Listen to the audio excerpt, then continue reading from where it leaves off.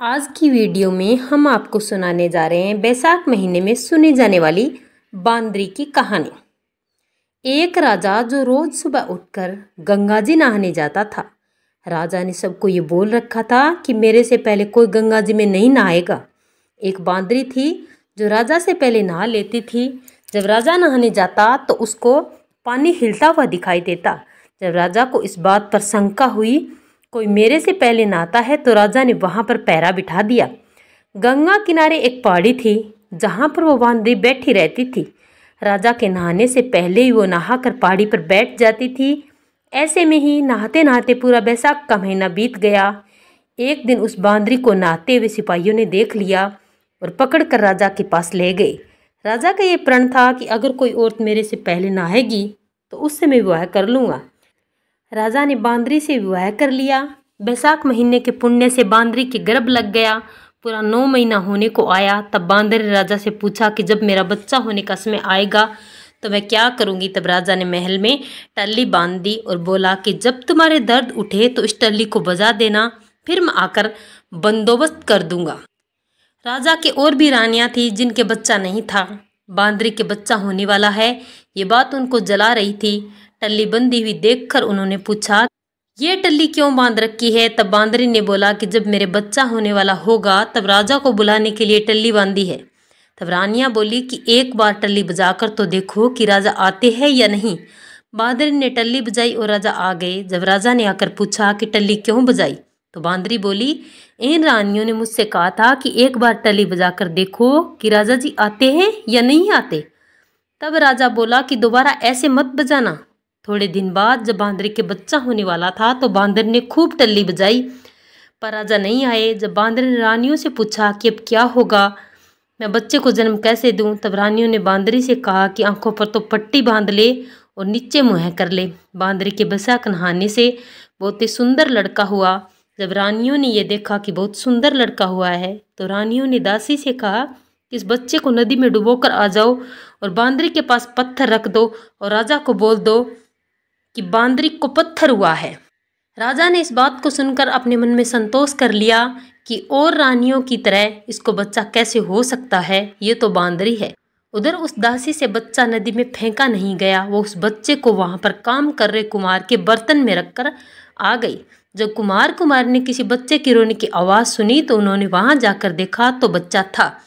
तब कुमार ने कुमारी से कहा कि भगवान ने हमारी सुन ली, हमारे बच्चा नहीं है और भगवान ने हमें बच्चा दे दिया। अगर तो इस बच्चे का पालन पोषण कर सके तो इसे हम अपने घर में ले चले। कुमारी राजी हो गई और दोनों ने उस बच्चे को पाल पोस कर बड़ा कर दिया। लड़के को इस बात को पता चल चुका था कि वो बांदरी के जन्म लिया था और रानियों ने उसे मारने के लिए दासी को दे दिया था। एक दिन वो लड़का कुमार के बनाए हुए हाथी घोड़ों को ले जाकर कुएं पर बैठ गया जहाँ पर दासियाँ पानी भरने आई। उनको देखकर वह लड़का बोला कि मेरे हाथी घोड़े पानी पी लो। तब दासियाँ उसकी बात सुनकर हंसने लगी और बोली कि कभी माटी के हाथी घोड़े भी पानी पीते हैं क्या। तब वह लड़का बोला कि कभी बांदरी के भी पत्थर होते हैं क्या। यह बात दासियों ने रानियों से जाकर कह दी। यह बात सुनकर रानियों ने जहर का लड्डू बनाकर कुमार के लड़के के लिए भेजा। भगवान की कृपा से जहर के लड्डू गूंद का लड्डू बन गए। दूसरे दिन रानियों ने देखा कि वह लड़का मरा नहीं है। तब रानियों ने राजा से जिद करके कुमार को उस बस्ती से निकलवा दिया। कुमार जंगल में रहने लग गया। गणगौर का महीना आ गया। कुमार का लड़का 101 करवा 101 गोली ले घोड़ों में पानी भरकर बगीचे में जाकर बैठ गया जहाँ पर राजा के साहूकार की लड़कियां गणगौर पूजने के लिए मिट्टी ले जाने के लिए आई। वहां पर पहले तो उन्होंने खूब खेल कूदा। जब उनको प्यास लगी तो वो उस लड़के के पास पानी पीने के लिए आई। तो वो लड़का बोला कि मेरे पास गोली है, उसको तुम खा जाओ और मेरे चारों तरफ फिरती जाओ, तब मैं तुमको पानी पिलाऊंगा। इस बात से उनमें कई लड़कियां पहले तो राजी नहीं हुई पर प्यास मिटाने के लिए मान गई। फिर वो लड़का अपने सामने आग जलाकर बैठ गया और उनको गोलियों खिलाते गया, अपने चारों तरफ चक्कर लगवाता गया। ऐसा करने से सब लड़कियों के गर्भ लग गया। जब यह बात उन लड़कियों के माता पिता को पता चली तो उन्होंने उन लड़कियों से पूछा कि ऐसा कैसे हुआ। उन्होंने सारी बात बता दी। तो उनके माता पिता उस कुमार के पास गए। बोले तुम्हारे लड़के ने हमारी लड़कियों से फेरे लेकर शादी कर ली। तो वो बोला कि इन लड़कियों को अब तुम अपने पास रखो। तो कुमार बोला कि इतनी सारी लड़कियों का मैं कैसे पालन करूँगा। तब उनके माता पिता ने उन लड़कियों को बहुत धन दौलत देकर विदा कर दिया। थोड़े दिन बाद कुमार के घर 101 पोता हो गया। कुमार बोला कि हम पूरी नगरी को जिमाएंगे। तब सब लोग कुमार के जीमने के लिए आए। राजा रानियां सब आए, केवल बांदरी को छोड़कर सब आए। तो लड़के ने यह देखा कि बांदरी नहीं आई तो उसने राजा के पास जाकर बांदरी को लाने के लिए न्योता भिजवाया। बांदरी आई, उसको सोने की चौकी पर बिठाकर सभा में बिठा दिया और लड़की ने अपनी बहुओं को बता दिया कि यह मेरी जन्म की माता है। तो सारी बहुओं ने उसको सोने के सिक्के देती गई और उसके पैर छूती गई, आशीर्वाद लेती गई। राजा को यह बात समझ में नहीं आई कि यह लड़का बांदरी की इतनी खातिरदारी क्यों कर रहा है।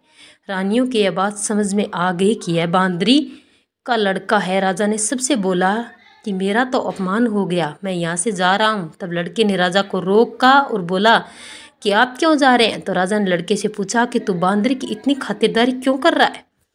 तो लड़के ने राजा को सारी बात बता दी कि मेरे जन्म की माता है। जो दासी उस लड़के को नदी में बहाने के लिए ले गई थी वहाँ पर बैठी थी। तो दासी भी राजा को सारी बात बता दी। तो राजा ने सब रानियों को जेल में डलवा दिया और बांदरी सारी बहुओं पोतों पोतियों और अपने लड़के को पूरे गाजे-बाजे के साथ अपने महल में ले गया। सबको अलग अलग महल बनवा दिया और लड़का राज करने लगा। राजा ने कुमार से कहा कि आप दोनों भी मेरे साथ चलो, लेकिन कुमार राजी नहीं हुआ। फिर राजा ने कुमार को बहुत सारा धन दौलत दे दिया।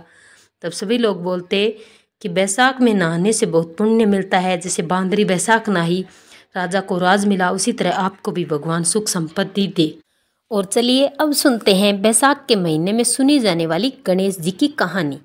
पुराने समय की बात है। एक रतिदेव नाम के राजा हुआ करते थे और उनके राज्य में धर्मकेतु नाम का ब्राह्मण रहता था। धर्मकेतु की 2 पत्नियां थी, एक का नाम सुशीला तो दूसरी का नाम चंचला था। दोनों ही पत्नियों के व्यवहार और विचारों में बहुत अंतर था। सुशीला धार्मिक प्रवृत्ति की थी और व्रत उपवास तथा पूजा अर्चना आदि में अत्यंत विश्वास रखती थी। उसके विपरीत चंचला भोग विलास में ज़्यादा मस्त रहती थी, शारीरिक सुंदरता और साज श्रृंगार पर ज़्यादा ध्यान देती रहती थी। व्रत उपवास और पूजा अर्चना से उसका कोई संबंध या सरोकार नहीं था। कुछ समय बाद धर्मकेतु की दोनों ही पत्नियों को संतान की प्राप्ति हुई। सुशीला ने एक पुत्री को जन्म दिया तो चंचला को पुत्र रत्न की प्राप्ति हुई।